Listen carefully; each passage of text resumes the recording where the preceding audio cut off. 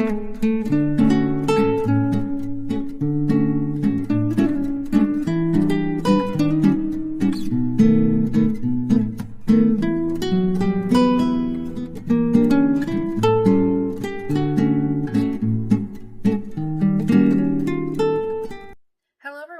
back to my channel. Today we're going to be going over the two choices we have when we're angry at God, either pride or humility. This message actually came out of something I've learned that is new recently called the frustration cycle.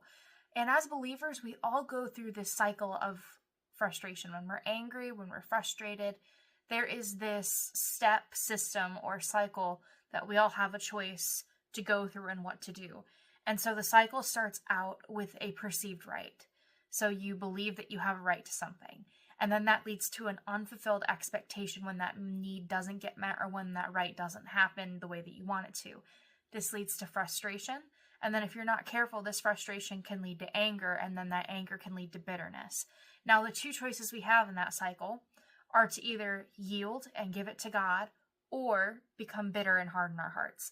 So today we're going to be looking at two people in the Bible who chose very differently, Job and Cain. Cain chose bitterness and sin, while Job chose humility. So what I mean by this is Cain's story and Job's story actually fit into the frustration cycle that we go through today as believers. So without further ado, let's get into Cain's story. The first sign of the frustration cycle, it can be found in Genesis 4, 3-5. And Genesis 4, 3-5 reads, "In the course of time, Cain brought some of the fruits of the soil as an offering to the Lord, but Abel brought fat portions from some of the firstborn of his flock. The Lord looked with favor on Abel and his offering, but on Cain and his offering he did not look with favor. So Cain was very angry and his face was downcast." So the first part of this frustration cycle is the perceived right.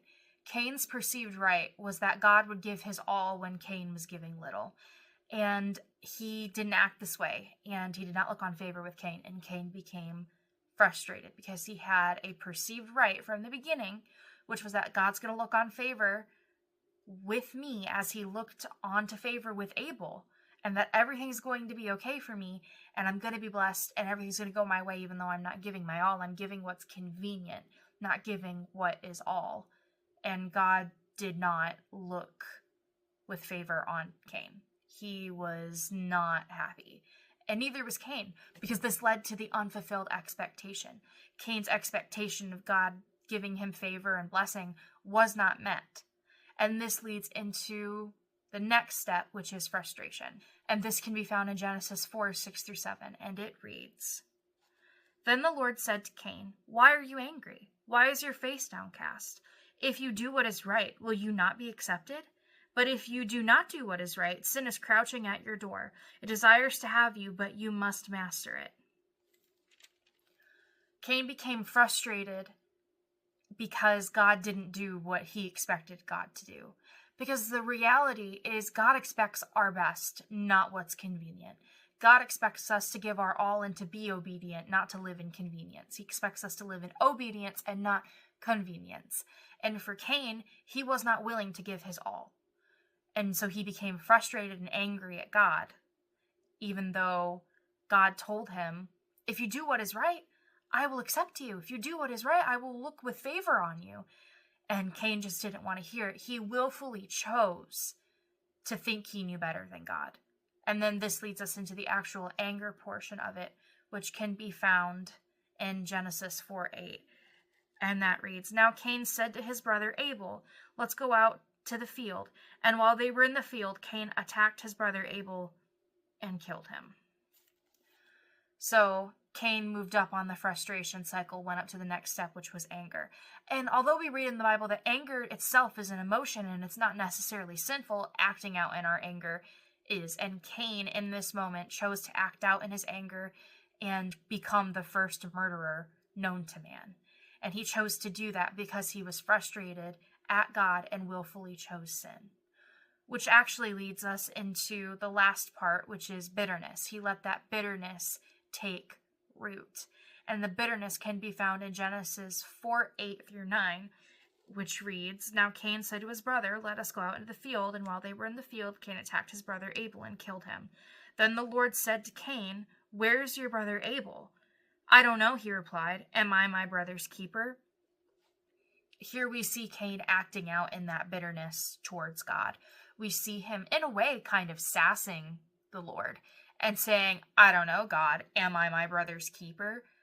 And this is really just an ugly heart attitude to have. And to which the rest of the story does not go well for Cain. God tells him, "Are you kidding me? I gave you another chance to make this right, and you essentially lied to me again. Your brother's blood cries out to me from the ground. What have you done?"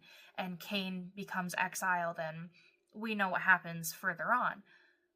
But the main part that I want to focus on here is the fact that instead of giving his anger to God and repenting and saying, "Lord, I'm so sorry that I did this," it led to one thing, and he chose pride.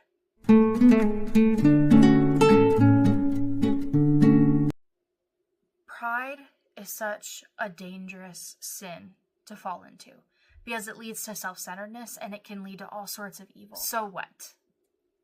Here's the truth. The so what is we can very easily do the same thing when we start believing that what we think is good enough should be good enough for God. Well, God, I did my devotions once this week and I spent time with you, so that's good enough. Look to me with favor. Well, God, I was partially obedient and I kind of did what you told me to do, so bless me. This is prideful. This is essentially saying that we know better than God. It is saying that I know what I need and you don't. I know what I want to do in my life and you don't. And this is dangerous. And it's so easy to fall into. And look to the very beginning of Satan and how Satan fell. Pride. I'm better than God. And God said, no, you're not. And cast him out. If we fall into this repetition rhythm of pride, we're willfully choosing sin, and we will be cast out of the Lord's presence. This is a giant so what.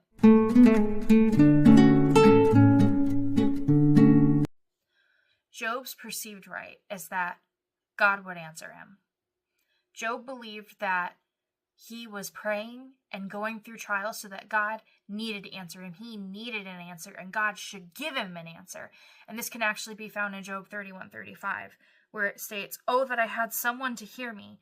I sign now my defense. Let the Almighty answer me. Let my accuser put this indictment in writing." And this isn't the only place. There's many places in the book of Job, which I would really recommend reading. It's such a good book. And it really shows so much of struggle and trials as believers and the enemy and the Lord, and just it's a really good book of the Bible. But there's so many places in this book where Job cries out and says, "God, answer me now, please." And he's crying out and he curses the day that he was born. And there's so many times where he just cries out and says, "God, answer me." And God doesn't right away. God doesn't entirely say, "Okay, yep, here's why this is happening." No, God actually doesn't give Job the smackdown answer until near the end of the book. And there's over 40 chapters in this book. Job went through a lot. And he cried and prayed and said, "I have not sinned." And all of his friends accused him of sinning. And they said, "Well, what did you do that really made God this angry?" And his friends chastised him and came at him and said, "Well, what did you do that made God this angry at you, that deserved this much judgment?" And Job said, "I have not sinned." And Job actually had a twisted view of self-righteousness, that if he lived this righteous life, that God needed to answer him and that trials would come, but God would answer him when he wanted God to answer him. That's not how it works in our Christian walk. And so then Job's unfulfilled expectation, of course, was God doesn't answer him until later on in the book. But in the moment, God didn't answer. That was the unfulfilled expectation, which then led to frustration. And this is when we see in Job 3 that he is lamenting and cursing the day of his birth. And he becomes angry and frustrated. And he's just sitting there saying, "It would have been better for me not to have been born. Where is the light in this darkness? Because I don't see it." and he's talking to God and he's struggling. And then it's not until Job 40, 1 through 2, where it shows us Job's humility and God's answer. And Job 40, 1 through 2 is stated as this. The Lord said to Job, will the one who contends with the Almighty correct him? Let him who accuses God answer him. And then going on in that verse, Job 43, it says, then Job answered the Lord, I am unworthy. How can I reply to you? I put my hand over my mouth. I spoke once, but I have no answer. Twice, but I will say no more. Then the Lord spoke to Job out of the storm. Brace yourself like a man. I will question you, and you shall answer me. Would you discredit my justice? Would you condemn me to justify yourself? Do you have an arm like God's, and your voice thunder like his? Then adorn yourself with glory and splendor, and clothe yourself in honor and majesty. Unleash the fury of your wrath. Look at every proud man and bring him low. Look at every proud man and humble him. Crush the wicked where they stand. Bury them all in the dust together. Shroud their faces in the grave. Then I myself will admit to you that your own right hand can save you. And then Job's lament can be found in verses 1 through 6 of chapter 42.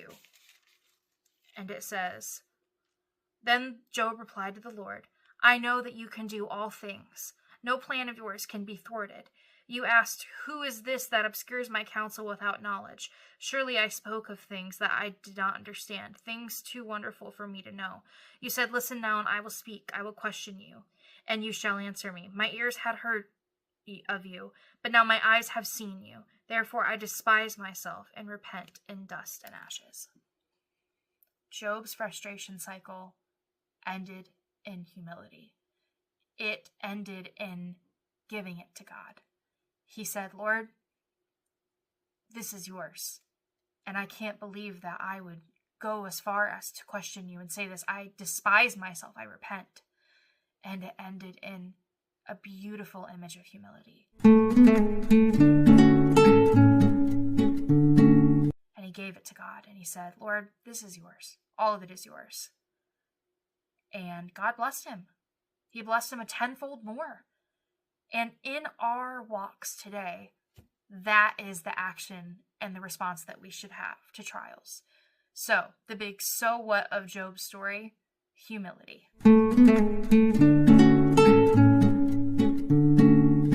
I went through both of those choices in the frustration cycle for years in one situation. My mom, I'm very close with my mother. She got sick and she began to have headaches and neurological disorders. And my mom is one of the most godly women I have ever met in my entire life. And I couldn't understand why, for the life of me, or anyone else for that matter, that God would allow this to happen to her. My mom's headaches were a perceived right for me. My perceived right started with, a godly woman shouldn't hurt like that. Godly woman should be healed. And so we gave it some time and we prayed for healing. And we said, God, please heal my mom. This is really rough on our family. It's hard on us. It's difficult. And if you know anything about seeing somebody in pain when it's chronic pain, or seeing somebody struggle and knowing the weight that you can't do anything, especially as a 10-year-old girl, that was really hard. And I carried that for a very long time. I would have to help, and that's not at the end of the world, like I would have to help, no, but I would have to help through the attacks that she went through. And I remember watching her go through these painful attacks and crying out to God and crying out for the pain to stop. It was really heavy on me. And so my perceived right was that God would heal her, that God would fix it. Duh, why on earth would he allow this? And my unfulfilled expectation is it didn't happen, and it still hasn't happened. So I became very frustrated with God. Every time that my mom would have an attack, I would be angry at God, and I would pray in frustration, and I'd be like, how are you a good God, yet you can allow this to happen? Who do you think you are?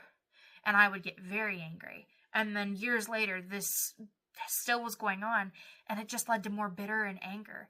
And eventually I became so angry at God and bitter at God because I felt like it was a weight that I had to carry alone.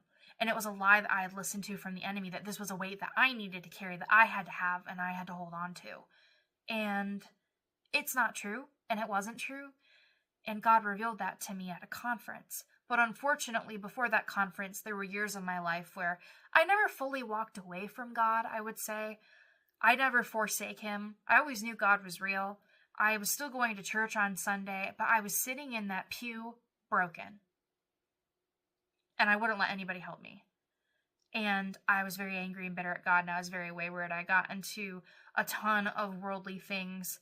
It just was not a good situation. It wasn't until I went to a camp a couple years later where it was a sermon where it was like asking questions to God. And the question the sermon asked was, what can I do for you? And very angrily and frustrated, I told God, heal my mom. And he told me, no, that's not what I asked. What can I do for you? To which I broke down in tears and finally let God in. And I said, take this burden away from me. And he told me, he said, my child, it was never yours to deal with in the first place. My yoke is easy and my burden is light. And just like that, night and day. And it still took me a couple of tries and a couple of, falling off a bicycle essentially and getting back on a bicycle of a spiritual walk per se to get it together. And I still don't have everything together. Like, my goodness, I still mess up so many times. And every time I just go, Lord, I'm really sorry I messed it up. And he faithfully forgives me because he is love and he is grace and he is so good. But in this area in my life, I had gone from being prideful and angry and bitter to giving it to God and taking a spot of humility and saying, Lord, this is yours. And as much as it might hurt that you're not going to heal somebody that I love, your will be done, no matter what that takes. And since that day, things have been different. They've been different in my life. They've been different in how I handle this in this situation. Now, I didn't know about the frustration cycle until a few months ago, or a month ago. I lose track of time. I honestly have no idea what's going on in my life anymore time-wise. But God was faithful. And if he can do it in my life and others' lives, I know that he can do it in your life too. I know that he can do it in everyone's life. But the truth of the matter is, as Christians, we have to be faithful and surrender that burden to him in humility. Lay down our pride at the altar or the foot of our bed or wherever we may be praying. Lay it down and say, God, this is yours.